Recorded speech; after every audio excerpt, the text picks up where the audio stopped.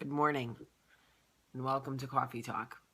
Okay, first of all, I just saw the video of Bruce Springsteen singing at Madison Square Garden with U2. Now, don't kill me, but I'm not like a huge U2 fan. I like Bono and I like his work with Red and I like his charity work and I know his music, but I don't tour around the world seeing U2.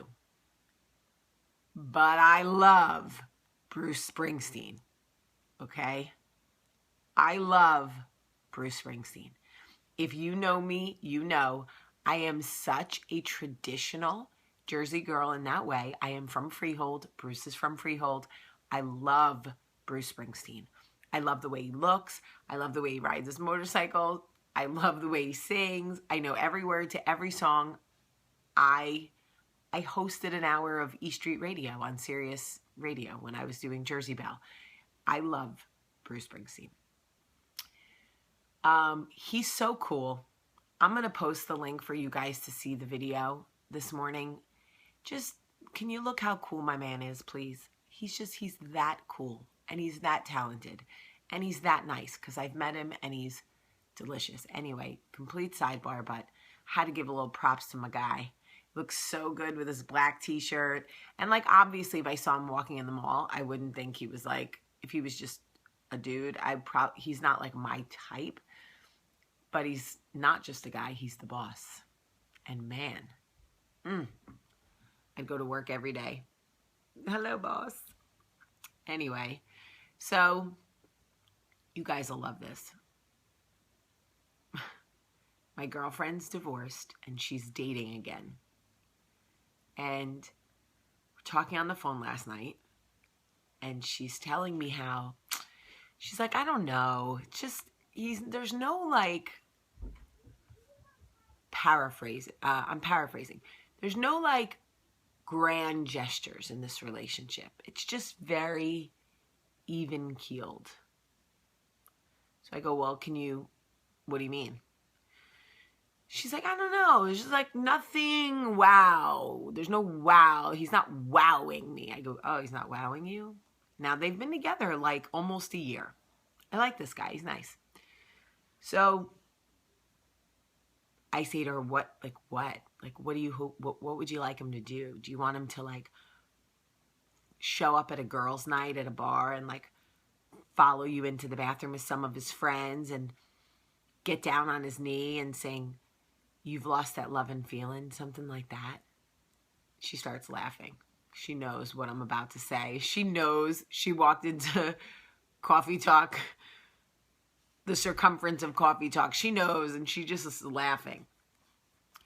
I go, oh, would that be good? Do you want him to maybe like restore an old home and just live by himself on the hopes that one day you'll show up before you marry someone else and just say, how come you never wrote me? And he'll run out on the lawn and chase you and say, what do you want? Is that what you hope? And I was like, this guy came into your life after a horrible divorce. You had 2 small kids. He is a friend every day. You don't need grand gestures from someone who shows up in this life and puts the work in. That in and of itself is a grand gesture. Somebody who chooses to love you and chooses to do the work every single day is a grand gesture. In this world where we are constantly being reminded that all we're seeing is my baby bought me a ring, hey, my baby bought me a car, boom, look at the dress, look at the shoes, look at, my baby took me on vacation, look where we are, look what we're doing. We're seeing snippets of everybody's grand gestures. We're not seeing the work. We're not seeing them show up every day. That's like the stuff that counts. When did we stop discrediting, is that a word? The the foundation, the work, the effort, the love, and put all the emphasis on the Hollywood moment. Let me tell you something. Let me give you a little insight. I write movies for Hollywood. Those grand gesture scenes don't sell your movie. You could have the biggest, most romantic grand gesture scene, but if there's no story, if there's no work, if we don't believe in this couple, if we're not rooting for them, nobody's buying your movie. Same goes in real life.